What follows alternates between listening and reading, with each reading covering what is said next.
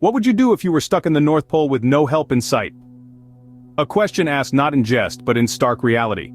Picture this. Two young boys, far from the comfort of their homes, plucked from familiarity and thrust into the heart of the unforgiving North Pole. Their arrival is as unexpected as it is shocking. The world they knew, a distant memory, replaced with an icy expanse that stretches as far as the eye can see. A landscape so vast it engulfs all sense of direction. The North Pole, a realm where the sun scarcely dares to peek and the moon rules the sky with an icy fist. The temperature, a biting, relentless cold that gnaws at their very bones. Confusion grips them initially, like the frost seizing the ground beneath their feet. This is not a place for the unprepared, this is not a place for children. Yet here they are, two boys in a world that is as alien as it is terrifying. Fear is a constant companion in this white wilderness. It's in the crunch of the snow under their boots, the howling wind that carries no other sound, and the chilling silence that settles when the wind falls still. It's a silence so profound it echoes in their ears, a stark reminder of their isolation. The North Pole is not just a physical challenge, it's a psychological one. The endless expanse of snow and ice is a mirror, reflecting their innermost fears and uncertainties. How do you navigate when every direction looks the same? How do you find hope in a landscape devoid of life? Yet, it is here, amidst fear and uncertainty, that the strength of the human spirit shines brightest. Stripped of their tools, bereft of guidance, the boys are left with their wits and courage. They must rely on each other, on their resourcefulness, on their sheer will to survive. Without a map or compass, the boys had to rely on their wits and courage to survive. And so, their battle against the elements begins. Their fight for survival in the harshest conditions on Earth has only just begun. In the face of adversity, the human spirit shows its true strength. Our two young heroes, stranded in the North Pole, are the embodiment of this sentiment. With their unwavering determination, they set to work, crafting survival from the icy wilderness. Their first task was to create shelter. They used what they could find, from large chunks of ice to their own snow-covered clothing. Their hands, numb from the cold, carefully sculpted a makeshift igloo. It was far from perfect, but it was a refuge, a barrier between them and the unforgiving elements. Water, the essence of life, was in abundance around them, but not in a form they could consume. The boys quickly realized they could melt snow for drinking water. They gathered armfuls of the fluffy white stuff, their fingers tingling with the cold. It was a slow and painstaking process, but it gave them the hydration they needed to survive. Next came the search for sustenance. In the barren tundra, finding food was no easy task. They scoured the icy landscape, their eyes straining against the bright whiteness. Days passed with little success. Their stomachs rumbled, a constant reminder of their situation, but they refused to give up.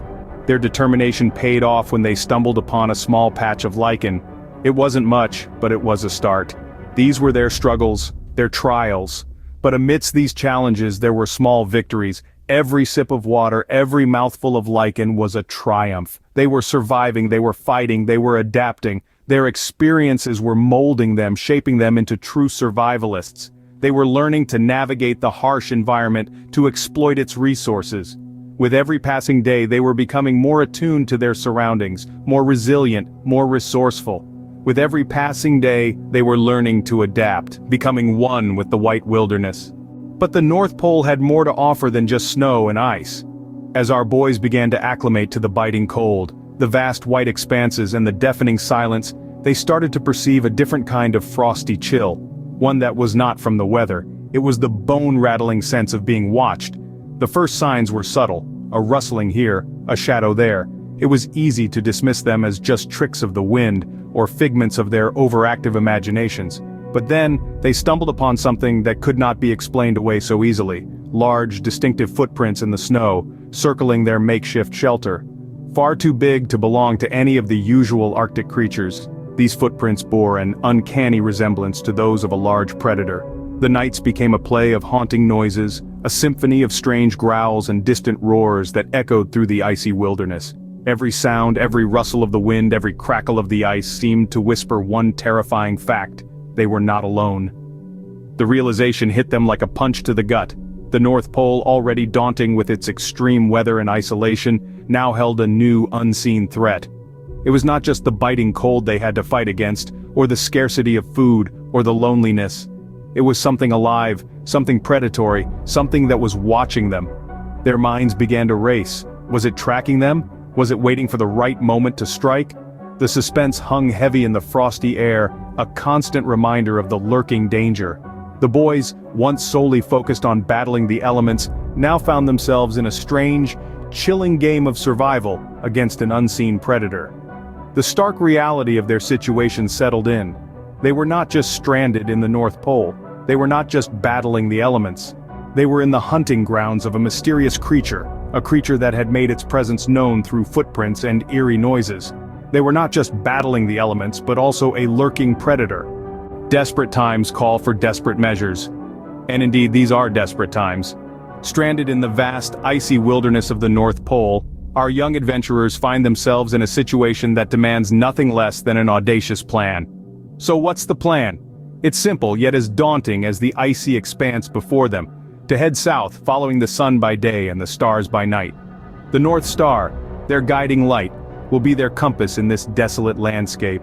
A beacon of hope in a sea of white. It's their ticket to safety, their path back home. But it's not as easy as it sounds. The North Pole, in all its frosty beauty, is a treacherous place. The unseen threat continues to lurk in the shadows, an ominous presence that adds an extra layer of danger to their daring escape plan. However, fear is a luxury they can't afford. It's do or die, and they've chosen to do.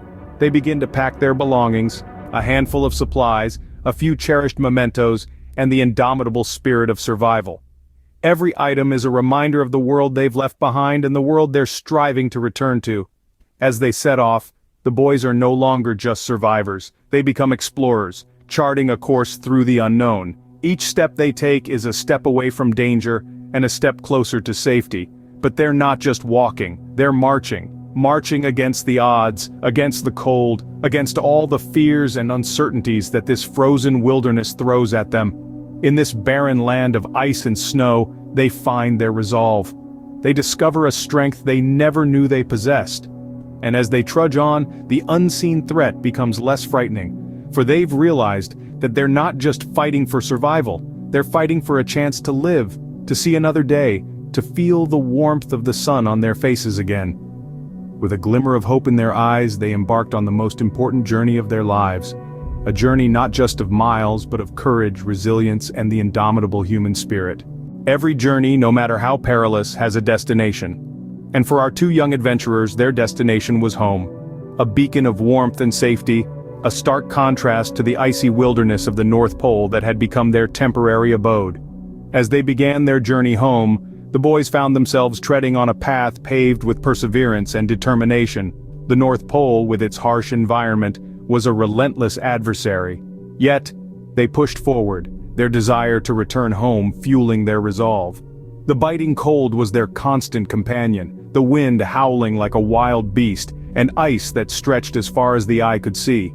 Yet, they marched on, their footprints etching a tale of bravery onto the white canvas. Their journey was fraught with close encounters. The unseen predator that had been their silent stalker since their arrival lurked in the shadows. Its presence was a chilling reminder of the looming danger, but it also served to fortify their resolve. They had come too far to falter now. There were moments of despair, of course.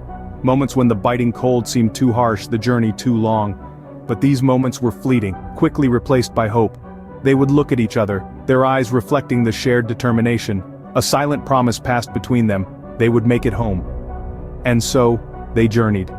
Their path illuminated by the shimmering northern lights, their spirits buoyed by the thought of home. Their journey was a testament to their resilience, their strength, and their unwavering spirit of adventure. In the heart of the North Pole, two boys found more than just their way home. They discovered their courage, their resilience, and their undying spirit of adventure.